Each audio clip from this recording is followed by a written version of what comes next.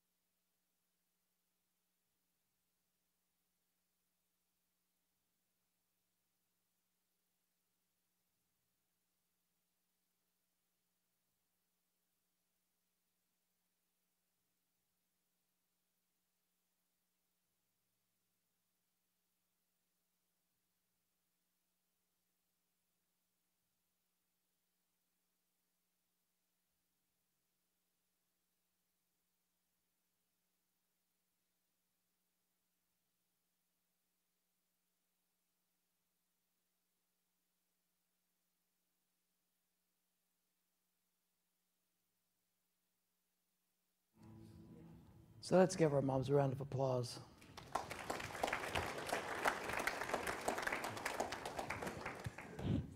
Today, it was interesting. Last week, we had a gazillion kids here. I mean, it was, I don't know if you were here, but it was like overload kids. It was fantastic. And, you know, I felt like being Mother's Day, it's really important to kind of get this message across. And so a lot of those families aren't here today, probably because it's nice out and everybody's like, we're going to go do something outside for Mother's Day, which is great. But if you agree with what I said today after we're done, would you forward this from Facebook to folks that you know? Because I feel like this is something that I wish I had an audience of 1,000. You know, and through media now we can do that. And so if you believe that we've nailed it on the head a little bit with this, please feel free to forward that. But you know, growing up, I had a great mom. She's right there. She's raising her hand.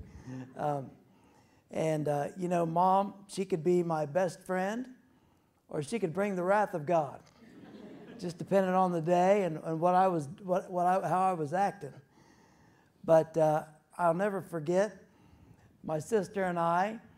Mom had a paddle, a wooden paddle. How many of your moms had a wooden paddle? Okay, good. And so hers was her mom. She used to be a school teacher, and it was signed by some of the kids who had been spanked by it. And it said Board of Education right on it.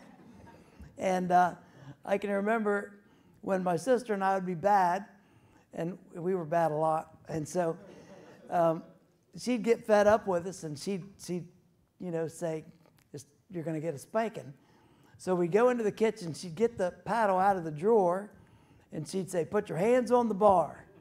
And that was like the words I'll never forget. Put your hands on the bar. So you put your hands on the bar, and then whack, maybe a couple times, and then we'd be in timeout for a while or something. But that's what we needed, right? And so, but there were other times that were really, really powerful. There were times that, and I was a person that when I did something that was wrong, I was very convicted by that. And so I couldn't live with myself until I confessed to my mom. And so she knew that it was going to come out eventually, that I would say it. And so I would say, "Mom, I've made some bad choices, and I want you to know about it. And here's what I did, And usually she was a voice of reason and a voice of encouragement and a voice of forgiveness because I was confessional. It wasn't like I was trying to get one over on her. I was just saying, "Hey, here's what I did." And then there were times when we yelled at each other, and then I can remember sitting on the bed together, on the edge of the bed, and saying, "I'm really sorry that I said those things." And she said, "I'm really sorry too." But it was those times that began to form how I would treat my wife. It formed how I would see the world. And so, it was a powerful, powerful thing. And I don't think you have to be a biological mother to have the honor of impacting someone's life. In fact, I was looking this week that Mother Teresa had no kids of her own. She was, had committed her life to being a nun in the church. And so she was celibate all of her life, but she was Mother Teresa. She impacted the lives of thousands of people over the course of time because she showed everybody that she met with motherly and godly love. And so here's the thing. From the time we're born, doesn't our mother shape how we see the world and how the world's going to see us? So it goes both ways. We get to be shaped on how we're going to see the world, but how the world sees us. Now, I do want to put a caution in there and say this, that none of us get the result we want all the time from our efforts. And so, I'm still hoping that over the course of time, all of my kids will end up being dedicated followers of Jesus, But that's not something that happens overnight. And so, we can't expect that if we do this, this, and this, if we can complete the list of things that we should do, that somehow we think that we're going to always get the right result. Because our kids have free will, don't they? Our kids have free will. Our kids have their own challenges and trauma and things that they're dealing with. And so we can't always get the right outcome, but we can do everything we can that's in our power. And so Proverbs chapter 22, verse 6 says this: Start children off on the way that they should go, and even when they are old, they will not what? Turn from it, right? The NLT says it this way: direct your children onto the right path, and when they are older, they will not leave it. And so whose job is it to make sure that the kids are getting on the right path? Whose job is it? Well, it's the mothers and the fathers, right? But today we're talking about the mother's influence. And so, here's the thing. I think the most powerful influence that we get is by example, right? By our mother's example. Not by what they say, but by what they do and how they live their life.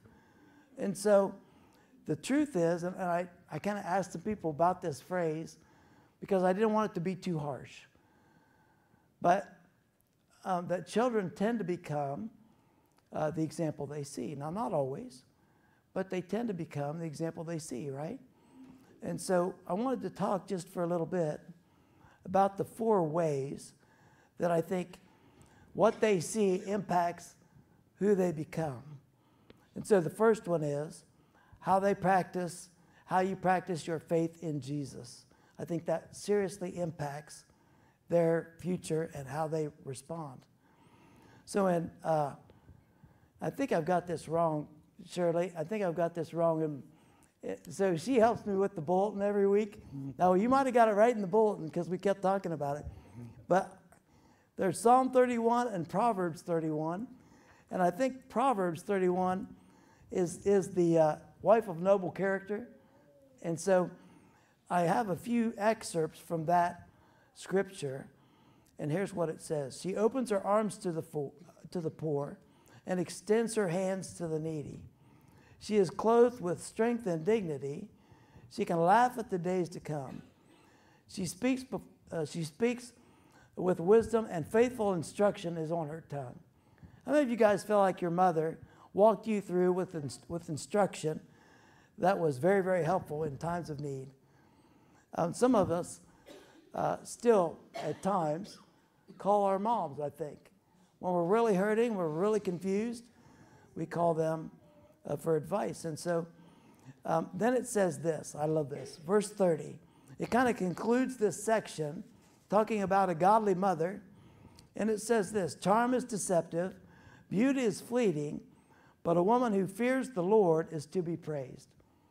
That at the end of the day, it's a woman who fears the Lord who trains their children up in the way of the Lord. And so one of my daughters, Faith, you've seen her here maybe, and her daughter Hannah, but they do some things that are routine. So she reads Bible stories with her kids every night.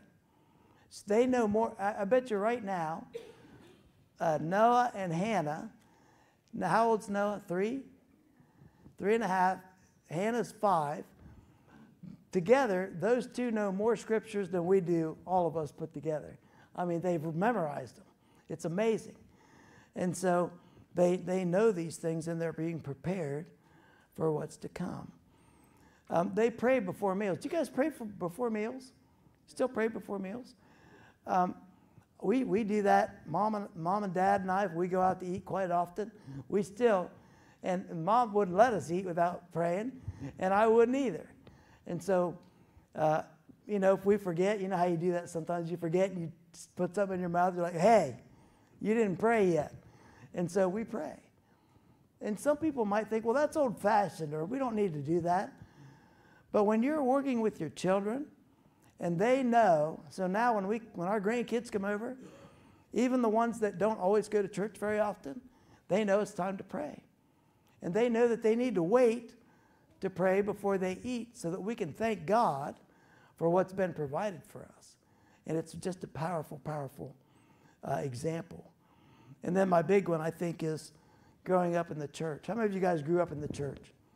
Okay, so almost all of you. I can't tell you. Now, I grew up at Grace Shot Church, so very little United Methodist Church. And honestly, the worship was terrible. The preaching was average. And they did responsive readings, and most of the time the music was an organ. And so I was like, this is terrible. But God shaped me through that ministry. And those people that poured into my life probably saved my life. And so when I would go through times of struggle, times when I did wrong things, I could go to my youth leaders and say, here's what I'm struggling with. And they could talk me down or talk me off the ledge, They could be the ones to talk some sense into me or help me to forgive myself or to forgive someone else. They were the source that I needed. And so growing up in the church is huge for faith development. Here's the second one. This is really important. The second one is your emotional stability. Your emotional stability. Just look at your neighbor and say, are you stable? Go ahead. Are you stable? So some of you enjoyed that too much. So here are some signs of emotional instability, okay? So these are things to look out for, because the way you react to the world is what your kids see, right? The way you react to the world, your example, is what they will become someday. And so here are some of the signs of being kind of emotionally unstable. So if you're easily offended all the time, if you're always in defense mode, I always like it, and men, we always get in trouble for this. Our wives can say, and Melissa and Faith, my daughter, do this to me all the time. If I say anything at all, doesn't matter what it is, they can say, "What does that mean?" And all of a sudden I'm in trouble. I'm like, "Well, that food was really good today. What's that mean? Wasn't good any other day?" You know? I mean, there's always a way to turn it around. And so we have fun with that. But if you're defensive all the time, which they're not, then that could mean that you've got some emotional instability. If you can't admit that you're wrong, if you easily cut off relationships, because it's better to cut off a relationship than it is to admit that you're wrong or just get over something, then that's a red flag. If you have lots of angry outbursts or are hypersensitive to criticism of your kids, I love that. That if you're always on defense mode for your kids and you can't accept a little bit of criticism or help them to accept it, help them to say, "Well, that's okay, honey. Partly they're right," or, you know, "This is something that we can ignore because they're way off base." But aren't we going to all face criticism? The rest of our lives, we're going to face criticism. So if we're not getting them prepared for that, then it's just going to snowball. If you have fear of rejection, or if most relationships blow apart, then I think that our kids begin to see that pattern in our lives, and that could be something that can damage them. One of the things I think we need to deal with, and maybe some of us in this room are in this boat, we might need to deal with our own past trauma. That we might have some things that have happened in our life, happened to us, that we've never told anybody about. But I can promise you that if you haven't dealt with your own past trauma, that if you haven't received counseling, done some serious prayer, done some serious healing over that, if you haven't done that, your past trauma, whether anybody else knows about it or not, it will affect your kids. And in fact, here's the way I say it, is that emotionally damaged parents can damage their children. And that's not fair, it's not pleasant to hear, but it's something that we have to accept as a reality if we don't want our kids to be affected by things that damaged us in the past. And so I say, seek healing. Ask for forgiveness or grant forgiveness to yourself. Pray about it. Get counseling, get support. Take your meds. Why is it that we think we can just go off of our meds? I mean, I've done that because I ran out. You do not want to see me off of my meds. I'm just saying, I love Jesus and I love all of you, but you don't want to be around me when I had my regular meds. It's just not good. And so take your meds, you know.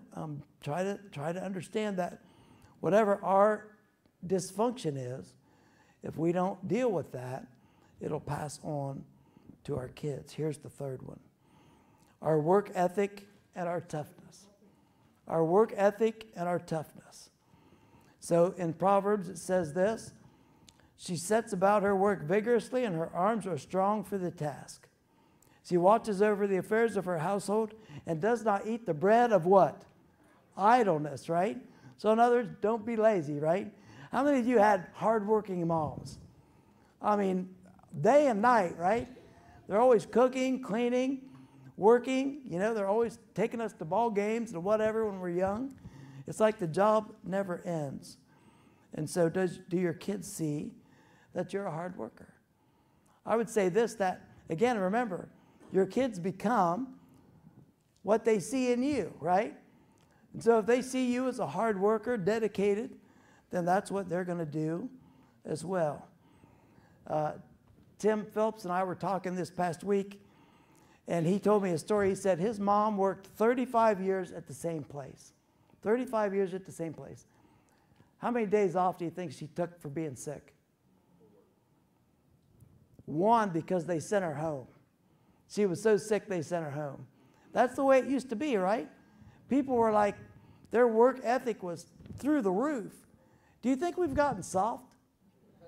I think we have. We've gotten soft. And I think we've gotten soft with our kids as well. And so very seldom when a kid gets hurt do you hear these words, shake it off, take a deep breath, you'll be okay, right? And here's what I've experienced with my grandkids, and I love it because all my grandkids are tough. Tough as nails. I mean, they can be running through the house full speed, slam their head against the table, and just bounce off and cry for like 2 seconds, and somebody says, shake it off. Pretty soon they're just up playing again. But if you get upset too, and then you coddle them and you go into 5-alarm emergency, they think it's the end of the world, then they cry harder.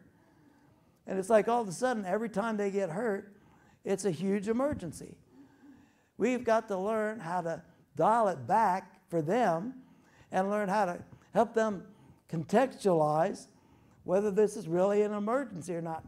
One of my favorite pictures, I wish I had it, was a picture of, I think it was Joshua, and he had blood all over his face from hitting his face on something, or I forget what it was. And he was just smiling like it was a big badge of honor, because he just wanted to be tough. And I think that we need to build that in our kids. And when I was talking to my daughter, Faith, about that, here's what she said. She said that when we help our kids to be tough, that we're preparing them for the world, right? We're preparing them to leave the nest, which is the goal of mothering. It's not to coddle them and to protect them from everything that could happen, but to get them tough so they're prepared for a tough world. And so when we toughen them up, we're doing our job. Here's the last one, number 4. How you handle failure. I would say this is probably one of the top ones, that when we fail, how we fail and how we handle that will shape them for the rest of their lives. And so I want to ask you a couple questions. How do you handle when you look stupid in front of other people? How many of you guys are like super embarrassed when you do something stupid in front of other people? I am. I remember, I wasn't going to tell this story, but it just came to me, so I'm going to tell it. It's always dangerous when I do that. Melissa's always afraid what I'm going to say. So I was trying to buy her something before we got married. I was in this store. I was nervous. And so it had a glass front on it. And so I talked to these salespeople a little bit. I'm just like, I don't know what I want, And so I got nervous and I started walking back out of the store, and I ran smack into the glass instead of going out the exit. And then I stumbled out the exit, and I felt so dumb, But here's the thing. You all do dumb things, right? Just look at your neighbor and say, you do dumb things. You do dumb things, right? It's okay. We all do dumb things. The deal is that if we let something like that destroy us, if we let something like that melt us down to where we don't want to be in front of anybody, then we're not handling it very well. We've got to accept the fact that we all do dumb things. And so it's okay to be embarrassed. It's okay to look stupid once in a while. In fact, some of us do it on purpose just to be funny, right? If you've made a big mistake, I mean like a mistake that affected other people, how do you handle that? Do you apologize? Do you say you're sorry? Do you try to admit it and figure it out? And then what about when you've sinned? What about when you've sinned and you've done things that were wrong, maybe outside of the home or inside of the home? Are you willing to say, I'm sorry, please forgive me? Those things affect how your kids will be shaped for the rest of their lives. And then lastly, I want to talk about discipline and love. Discipline and love. I looked up the definition that Google has for love, and this was crazy to me. The Google says that love is an intense feeling, everybody say feeling, intense feeling of deep affection. And then it says, babies fill parents with feelings of love. Really? All the time? Because I'm telling you, when they're toddlers, and then when they're preteens, and then when they're teens and they say, stuff it, I'll do what I want, you're not filled with feelings of deep affection. Your feelings are more like rage, you know. Your kids are in danger. And so, you know, what's wrong with this definition that the world has of love? It's about feelings. In fact, I would say this. Do you guys agree that that the world now kind of equates the word yes with love? That if you love me, you'll say yes. That if your kids want something, the loving answer is always yes. And that is completely the opposite. In fact, I would say that's what's destroying our youth today, what may be destroying our country in the future, if we continue to say yes to our kids. Have you guys ever been around somebody, a kid, that has never been told no? Oh, yeah. How fun is that? I mean, you're just like, get me away from this kid, right? Well, here's what happens. If a child has never been taught delayed gratification, they've never been taught how to share, they've never been taught to serve one another. We were at home with some of the kids the other day, and the kids got done eating, and Hannah, they take their plates, all of our grandkids take their plates and go put them in the sink. They don't leave a mess.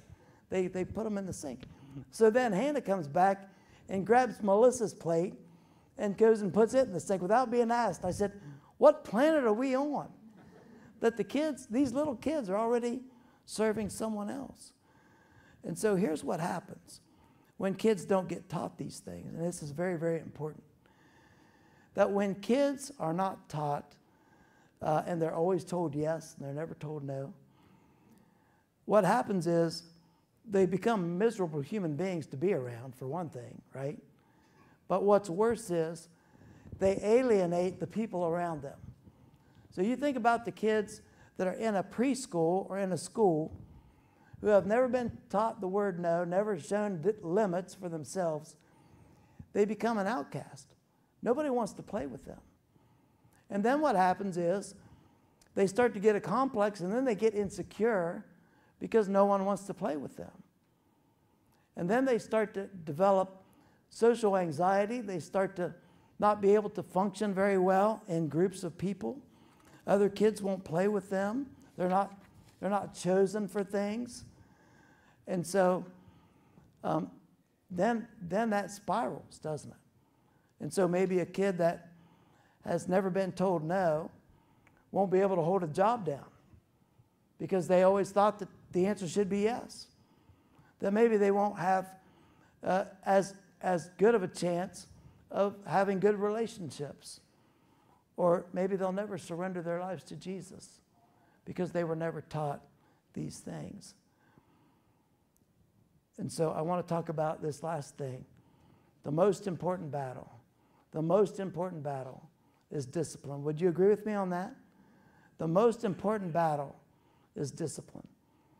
Proverbs chapter 13 says, whoever spares the rod does what? Hates, right? Hates their children. But the one who loves their children is careful to discipline them. And so real love includes discipline. How many of you guys are thankful that your parents disciplined you? How many of you are thankful? Amen, right? That you didn't just get away with everything. That you weren't allowed to run the roost. That they had rules and expectations. And so here's the thing that's hard about that. When you have kids, I don't think anybody who has kids realizes that they've signed up for a life sentence. That for the next 18 to 20 years to life, they're in a battle to teach their kids to do the right thing. I can't tell you, with our oldest son, Tyler, when he was little, he was so stubborn, he would not listen. So you'd put him in timeout, and he'd just say, I'm getting up, and he'd get up. You'd have to put him back in the chair. I mean, you might have to do that 10 times. Now, multiply that by about 10 times a day for 10 years. You want to poke your eyes out. I mean, you're like, this is miserable. This is not what I signed up for. But this is the battle that will determine the outcome of their life. And if you stick to it, it will help them. And if you don't, and you just give in all the time, it will ruin them, won't it? It will ruin them. And so we've got to be very, very careful about that. And so we have to decide to discipline and guide our kids so that the world won't have to. That's a hard one, isn't it? So that the world won't have to. It's a battle we have to decide to keep doing. And here's the last thing. We need to always combine discipline with choices and consequences. We need to always combine discipline with choices and consequences. So here's the deal. This last statement, I hope that maybe you can even take a picture of this and just put it on Facebook for me. But the total outcome of your kids' lives will be determined by their choices and their consequences. Would you agree with that? That the total outcome of your kids' life will be determined by their choices and the consequences. And so we have to teach them that from a very early age, that when they make choices, there's going to be consequences. And so here's what happens with our grandkids, is that when we do a meal together, we say, here's what you're eating. If you don't like that, you need to try it. If you don't want to try it, then no dessert. And that's kind of our blackmail, right? But it works sometimes. And so they'll try it. Now, we don't want them to eat the whole, if they don't like it, we're not going to force them to choke down the whole thing. But usually what happens is they realize, you know what? This isn't too bad. And so they'll eat it. But there are times when my grandkids, and they know this now, and with no fight, no fit, nothing, they'll say, their mom will say, if you don't want to eat that, you're not getting dessert. Do you want dessert? And they'll go, no, I don't want dessert. I'm like, really? A 5-year-old is saying I'm okay with choosing not to eat my food and not getting dessert? And they're just like, that's what I choose. But how powerful is that? That they're learning right from the very beginning that their choices have consequences, and we've got to make sure that they understand that that cycle is going to continue for the rest of their life. That what they choose comes with consequences. Do you guys have kids that have temper tantrums in front of you? Ever have? I mean, I think all kids have temper tantrums.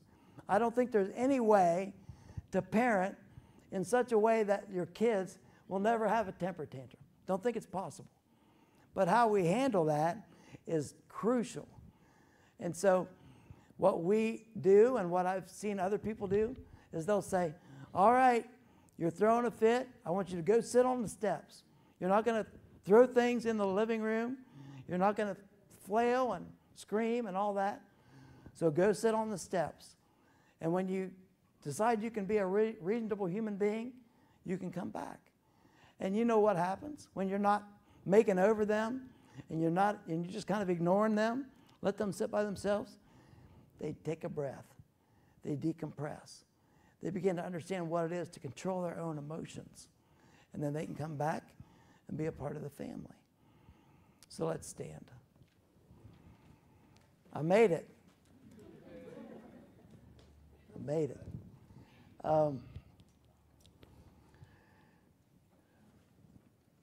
So here's what I think. I think this, you can't do this. You can't do mothering without God, right? You can't do it. You can't stick to the battle day after day for 18 to 20 years without the help of God. Hopefully a good husband, if you know that's working out. A community of faith. but you can help your children to be Christ-honoring world changers. And I think that's what is going to save this culture, this generation, from imploding, is when mothers are empowered by the Holy Spirit. So let's sing this closing song.